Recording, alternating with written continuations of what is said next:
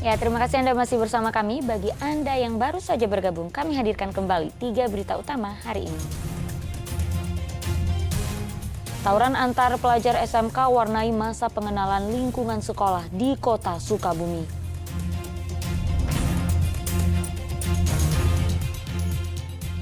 Dugaan kekerasan di pondok pesantren terekam. Santri di Cianjur menendang santri lainnya saat dihukum push up karena telat.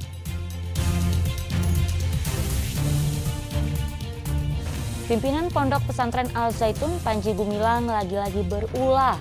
Kali ini ia menggugat Gubernur Jawa Barat Ridwan Kamil.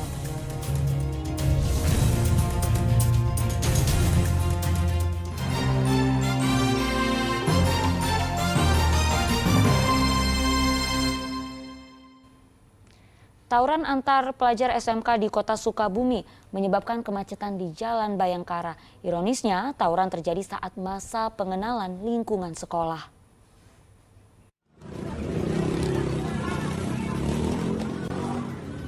Tawuran puluhan pelajar sekolah menengah kejuruan ini terjadi di Jalan Bayangkara, Kelurahan Seriwedari, Gunung Puyuh, Kota Sukabumi.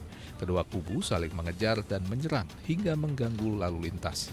Ironisnya, tawuran terjadi saat masa pengenalan lingkungan sekolah MPLS. Tawuran antar pelajar ini akhirnya dibubarkan warga.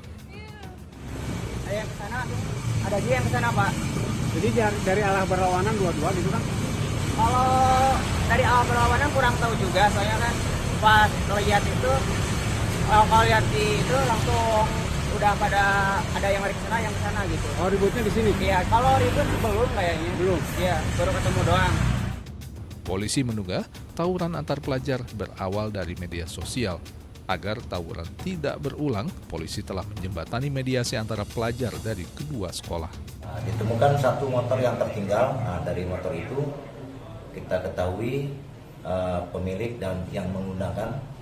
Kemudian kita ketahui kedua sekolah bagian kesiswaannya kita undang untuk mediasi.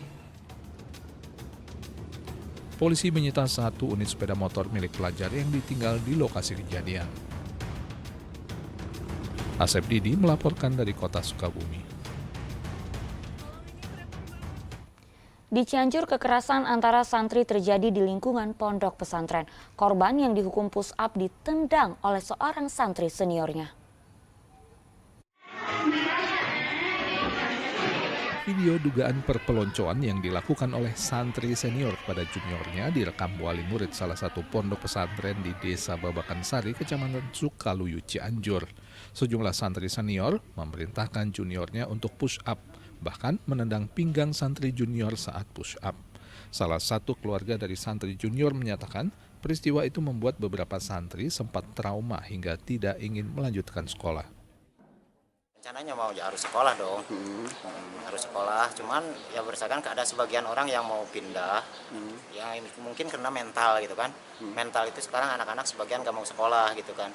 Ya berharap ke depannya udah itu bisa sekolah lagi dengan biasanya gitu. Itu alasannya apa sih Pak sampai di push up dan alasannya informasinya itu keterlambatan acara apel gitu kan, apel pagi gitu kan.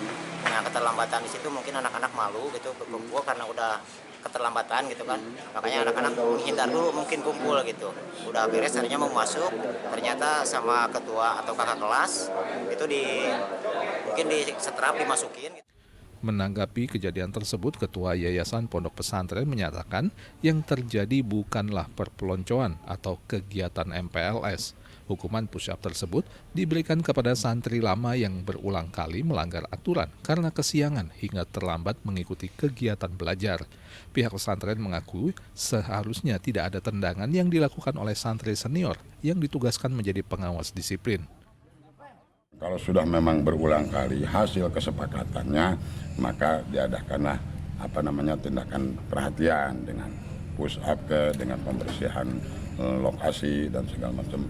Dan mungkin pada suatu saat itu ada yang mengurusnya itu mungkin terbakar emosi atau gimana sehingga kelihatannya ada tendangan. Kesalahan itu pun kesalahan saya sebenarnya sebagai pimpinan, bukan karena anak itu ya hanya pelaksana tugas.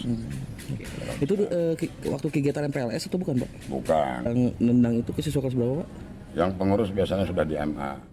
Pihak pesantren dibantu Polsek Sukaluyu juga telah menempuh mediasi dan memilih jalur damai dengan para santri dan orang tuanya.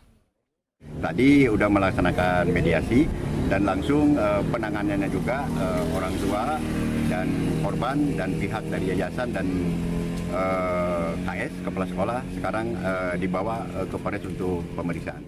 Meski kedua belah pihak telah berdamai, polisi tetap meminta keterangan pelaku, korban bersama orang tua dan sekolah untuk menyelesaikan kasus kekerasan di lingkungan pesantren tersebut. Rendra Gozali melaporkan dari Cianjur. Ya, kita beralih ke informasi lainnya. Puluhan karyawan pabrik garmen di kawasan Kiara Condong, Kota Bandung diduga keracunan usai mengkonsumsi makanan siang dari perusahaan. Polisi masih menyelidiki penyebab keracunan. Diduga karena keracunan makanan, 43 orang karyawan pabrik ini dirawat di Rumah Sakit Pindad Kota Bandung. Mereka adalah karyawan pabrik garmen di kawasan Kiara Condong. Diduga makan siang pada Jumat lalu membuat puluhan karyawan ini pusing hingga sakit perut. Makanan yang dipesan dari pihak ketiga itu berupa nasi, telur, dan sayur toge. Itu makanan yang disajikan oleh perusahaan atau gimana? Betul, makanan dari perusahaan memang sudah protapnya, setiap makan siang sudah disiapkan. Tapi melalui pihak ketiga ya? Betul, pihak ketiga itu di catering. Dan 40 orang ini semuanya dirawat sekarang di sini atau ada yang sudah di rumah itu? Sementara tadi sebagian pulang 4 orang, sebagian masih ada di rawat sini karena mereka merasa mual-mual, pusing-pusing, sakit perut juga. Berarti ada 39 yang belum pulang? Betul, betul. Dari kepolisian akan memanggil cateringnya? Insya Allah kita panggil malam ini, kita cek mungkin besok atau besok kita panggil, kita cross check dari pihak perusahaan manajemennya, kenapa bisa terjadi seperti ini, kita tetap tuntaskan permasalahan ini.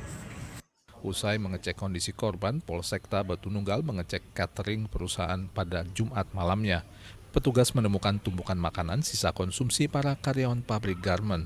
Usai mengambil sampel, petugas meminta keterangan manajemen perusahaan. Muhammad Rizal melaporkan dari Kota Bandung. 2 orang perempuan pasangan penyuka sesama jenis nekat mencoba merampas mobil taksi daring di Cianjur. Namun pengemudi taksi daring yang juga seorang perempuan berhasil menggagalkan pembegalan tersebut.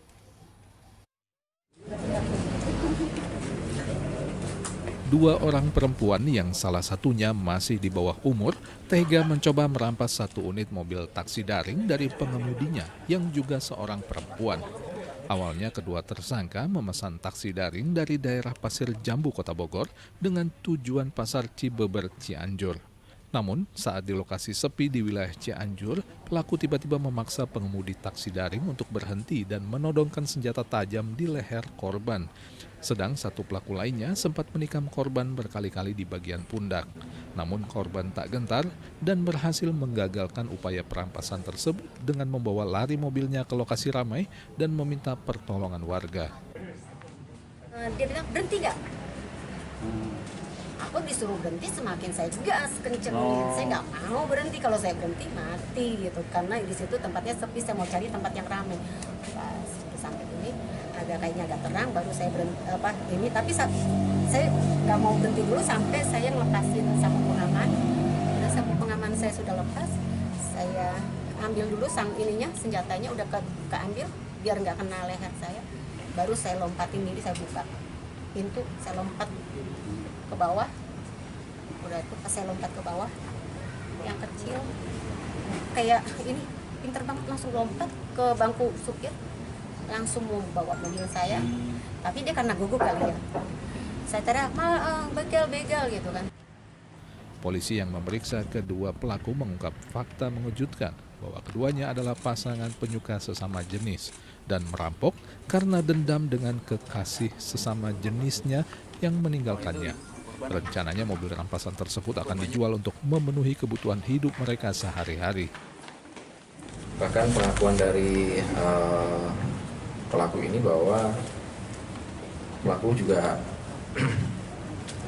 diduga sakit hati terhadap pasangan sesama jenisnya yang sebelumnya, sehingga ingin melampiaskan kepada orang lain.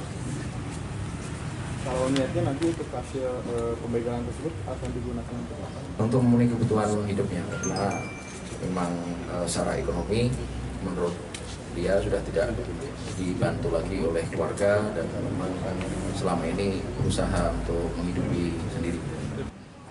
Polisi menyita sanggul, kunci L, 2 ponsel, serta 1 mobil korban. Kini kedua pelaku terancam dituntut pasal 365 ayat 4 KUHP dengan hukuman seumur hidup. Rendra Gozali melaporkan dari Cianjur.